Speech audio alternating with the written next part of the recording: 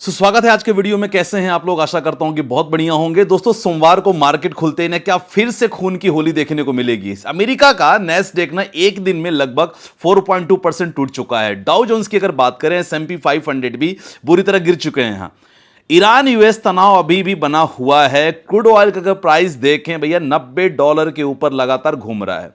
FIIs लगातार भारतीय बाजार से पैसा निकाल रहे हैं। तो सवाल यह उठता है साथियों कि भैया सोमवार को निफ्टी गैप डाउन होगा या गैप अप होगा, या दूसरे हाफ में रिकवरी आएगी कि नहीं आएगी।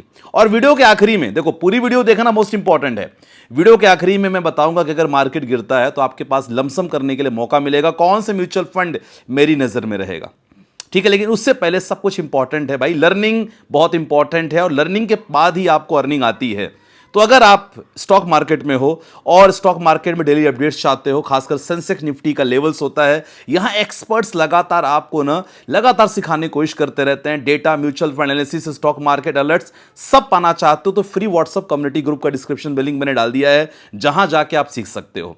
और डिस्क्रिप्शन पे लिंक है, क्लिक करोगे तो ऑटोमेटिक एग्जांपल कोई स्टॉक का आपको वैल्यू दिखेगी, वैल्यू के साथ साथ स्टॉक का नाम दिखेगा, नाम के साथ साथ स्टॉक का target, first target, second target, third target लगातार आपको देखने को मिलेगा। लेकिन ये लर्निंग ग्रुप केवल फ्री है, कोई यहां पैसे वगैरह किसी को नहीं देना है। मैंने डिस्क्रिप्शन पे लिंक डाल दिया, वहां जाके आप आराम से लर्निंग ग्रुप का हिस्सा बन सकते हो। और यस, जो मार्केट के धुरंधर है ना, जिनसे आप सीखना चाहते हो, लगातार स्टॉक एनालिसिस, फंडामेंटल सब कुछ आएगा उस पर। चलो बात कर लेते हैं पूरे मार्केट के बारे में। भैया सबसे पहली बात है, आपके मन में आ रहा है, थोड़ा रिवाइंड कर लेते हैं सो दैट आपको पूरी इंफॉर्मेशन मिले। यूएस मार्केट क्यों गिरा, सबके मन में आता है। देखो, शुक्रवार को अमेरिका के मार्केट का जो जोरदार बिकवाली देखने को मिली, नैस्डैक लगभग 4.2% गिर गया, जबकि S&P 500 की अगर बात करें करीब दोस्तों 2.6% गिर गया। डाउ जोन्स की बात करें 1.4% नीचे बंद हुआ है। अब सवाल यह उठता है भैया ऐसा हुआ क्यों, अमेरिका क्या हो गया। अच्छा, इसके पीछे कारण क्या है, कल मैंने बता दिया था। जी हां, वो है मजबूत जॉब्स डेटा। अब जॉब्स रिपोर्ट उम्मीद से काफी बेहतर आई है। अब निवेशकों को यहां यह लग रहा है कि भैया अमेरिका फेडरल रिजर्व जल्दी ही ब्याज दरें कम नहीं करेगा, और जरूरत पड़ी ना तो रेट हाइक भी हो सकता है। रेट हाई होगा, अगेन ये जो बड़े बड़े इन्वेस्टर होते हैं उनके लिए नुकसान हो सकता है। जब ब्याज दरें ऊंचे रहने की संभावना बढ़ती है दोस्तों तो सबसे ज्यादा दबाव टेक्नोलॉजी और ग्रोथ स्टॉक्स पे आता है। यही वजह है कि भाई नैस्डैक में बड़ी गिरावट देखने को मिली। देखो, इस चैनल पे आपको बहुत नॉलेज मिल रहा है, तो वीडियो को लाइक करना बिल्कुल मत भूलना, और बस अपना प्यारा सा कमेंट जरूर मेंशन कर देना।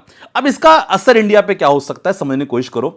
अब बात करते हैं ना भैया भारत की, तो आपको पता है कि 60% से ज्यादा बिजनेस जो भारत को मिलता है, खासकर अगर हम यूएस की बात करें, खासकर आईटी सेक्टर में। तो जब भी अमेरिका का मार्केट इतनी बड़ी गिरावट दिखाता है ना, तो इसका असर अगले ट्रेडिंग सेशन में एशियाई बाजारों और भारत पर देखने को मिलता है साथियों।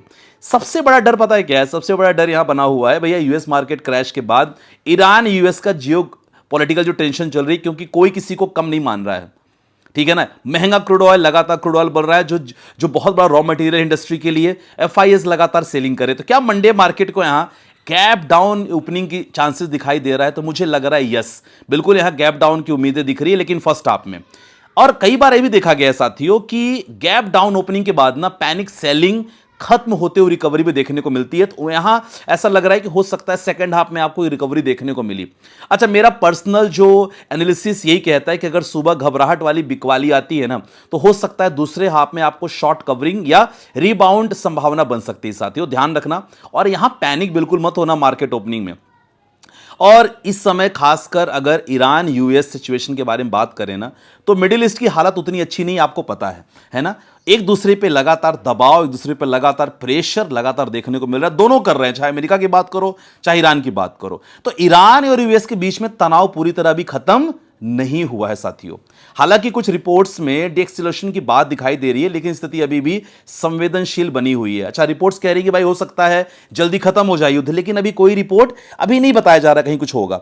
अब क्रूड ऑयल की यहां बात करें ना भैया, $93 प्रति बैरल के आसपास ट्रेड कर रहा है, जो मार्केट के लिए अच्छा नहीं है। भारत अपनी जरूरत का ज्यादातर क्रूड इंपोर्ट करता है, आपको पता है। इसीलिए अगर ऑयल और ऊपर जाता है तो सर यहां क्या हो सकता है, यहां महंगाई बढ़ सकती है, इन्फ्लेशन बढ़ सकता है। और इंडियन रुपीस अगर बात करें 94 95 पे ट्रेवल कर रहा है, 96 भी जा सकता है, दबाव आ सकता है। मार्केट सेंटिमेंट्स की बात करें, कमजोर हो सकता है बाजार। इसी वजह से पिछले कुछ दिनों में आपने देखा होगा बाजार काफी दबाव में है, राइट। तो यहां अब अगर मैं बात करूं भैया विदेशी फिरंगी निवेशक है, विदेशी FIIs, हालांकि उनको लालच दिया जा रहा है इंडियन मार्केट द्वारा, लेकिन देखो क्या होता है, अभी कंफर्म बहुत सारी चीज नहीं है। यहां उनकी बिकवाली बहुत बड़ी चिंता की बात है। खासकर मई महीने की बात करें सर, 55,963 करोड़ की बिकवाली ऑलरेडी कर चुके हैं एफआईआईज। और कई रिपोर्ट्स के अनुसार तो ये भी कहते हैं भैया 2026 में विदेशी निवेशकों का आउटफ्लो रिकॉर्ड स्तर पर पहुंच सकता है। मतलब क्लियर है, मतलब सब क्या है भैया, फॉरेन मनी अभी इंडिया में एग्रेसिव बाइंग मोड में नहीं है। कहीं ना कहीं उनको पता है कि भैया अभी थोड़ी स्थिति नाजुक बनी हुई है। अब अच्छी बात पता है क्या है, देखो अच्छी बात यह है भैया, डोमेस्टिक इंस्टीट्यूशनल और एसआईपी फ्लोज अभी भी बाजार को लगातार सपोर्ट दे रहे हैं। आप देख रहे हैं कि लगातार डीआईआईज लगातार खरीद रहे हैं माल। एफआई जितना बेचते हैं उससे ज्यादा डीआईआईज खरीद लेते हैं, तो म्यूचुअल फंड अच्छा खासा ग्रोथ हो रहा है। अच्छा, ऐसे में कौन सेक्टर में मौका मिलेगा, जैसे मैंने आपको वीडियो में बताया था, भाई यहां महत्वपूर्ण सेक्टर यह है डिफेंस सेक्टर है। जब भी लड़ाई झगड़ा की माहौल चलता है, खासकर हमने रशिया यूक्रेन का वॉर देखा, ईरान इजराइल वॉर देखा, जब भी जियोपॉलिटिकल टेंशन बढ़ती है ना सर, डिफेंस थीम पर निवेशकों की नजर आ जाती है। तो अगर ईरान यूएस तनाव लंबा चलता है तो डिफेंस स्टॉक पे फिर से इंटरेस्ट देखने को मिल सकता है। मैं यहां डायरेक्ट स्टॉक का नाम नहीं ले सकता, लेकिन आप फ्री टेलीग्राम ज्वाइन कर लेना, वहां लगातार मैं डालता रहता हूं कौन स्टॉक में अभी शॉर्ट टर्म लॉन्ग टर्म का लगातार प्लान चल रहा है। तो शॉर्ट टर्म में वॉलेटिलिटी आपको देखने को मिल सकती है, लेकिन लॉन्ग टर्म की बात करें, स्टोरी अभी भी ना भैया मजबूत तो देखने को मिल सकती है। इसीलिए डिफेंस सेक्टर ना अभी वॉच लिस्ट में मुझे लगता है रखना चाहिए। आप लोग की क्या राय है भैया, कमेंट सेक्शन में मेंशन करना। देखो अगर ऐसी कंडीशन में ना, अगर लमसम इन्वेस्टमेंट करने के लिए कल आपको मौका डेफिनेटली मिलने वाला है, तो फ्री टेलीग्राम पे मैं लगातार डाल दूंगा, देख लीजिएगा। लेकिन ऐसे कंडीशन पे अगर आपका होराइजन 5 से 10 सालों का होराइजन है, नजरिया है, तो कुछ इंपॉर्टेंट ऐसे फंड्स जो लगातार मेरे वॉच लिस्ट में है, तो इस म्यूचुअल फंड में आप निवेश कर सकते हो। लेकिन ध्यान रखिएगा पूरे पैसे एक ही फंड में नहीं लगाना है, मैं आपको टेलीग्राम पे डाल दूंगा। मोतीलाल ओसवाल का मिड कैप फंड, उस पर आप नजर रख सकते हो, बढ़िया ईओएम है, इस पर आप प्लान कर सकते हो। पराग पारिक फ्लेक्सी कैप का फंड प्लान कर सकते हो, अगर बाजार गिरता है तो 12 बजे मैं डालने वाला हूं। Nippon India multi assets allocation fund, इसमें आप प्लान कर सकते हो। निपॉन इंडिया लार्ज कैप का प्लान कर सकते हो, लेकिन जैसे मैंने आपसे क्या कहा भैया, पूरे पैसे एक ही जगह आपको निवेश नहीं करना है। अब भैया एज ए ट्रेडर, भैया ट्रेडर्स की बारी आ गई, कल क्या करना है, क्योंकि कल मौका आपको बन सकता है पैसा बनाने का। तो निफ्टी प्रिडिक्शन कल के लिए सवाल मन में है कि भैया मंडे को निफ्टी क्या करेगा। देखो जिस तरह जियोपॉलिटिकल टेंशन चल रही है ना, यहां लग रहा है कि भैया मंडे को ना गैप डाउन होना कोई बहुत बड़ा आश्चर्य की बात नहीं होगी। ओपनिंग नेगेटिव रहने के चांसेस यहां बहुत ज्यादा है। 100-200 पॉइंट की अगर बात करें पॉइंट गैप डाउन की, आश्चर्य की बात तो ज्यादा नहीं लग रही मुझे, होने की लग रही है कि भैया 100-200 पॉइंट यहां गैप डाउन हो सकता है। अगर ग्लोबल सेंटीमेंट्स और खराब नहीं होते तो दूसरे हाफ में मुझे लग रहा है भैया रिकवरी देखने को यहां मिल सकती है।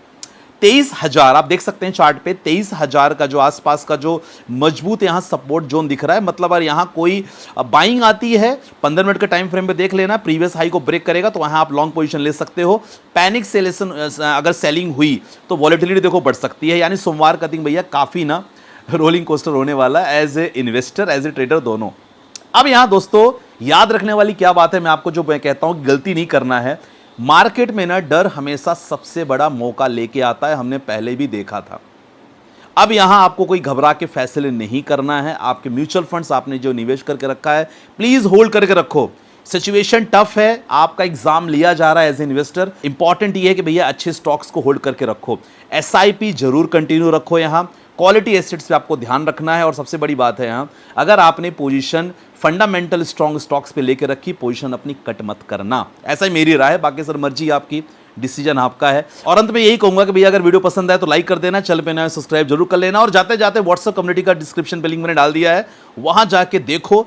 धुरंधर आपको लगातार सिखाने की कोशिश करते हैं, मार्केट अपडेट्स देंगे, कोई भी स्टॉक के बारे में, स्विंग ट्रेडिंग, पोजीशन लगातार with the target, stop loss सब कुछ देते हैं। तो जरूर लर्निंग के लिए करना, लेकिन यस किसी को पैसा देने की जरूरत नहीं, केवल लर्निंग के लिए ग्रुप मैंने बनाया है। बाकी मिलते हैं नेक्स्ट वीडियो के साथ, अपना ध्यान रखिएगा, बाय बाय, टेक केयर, जय हिंद गाइस।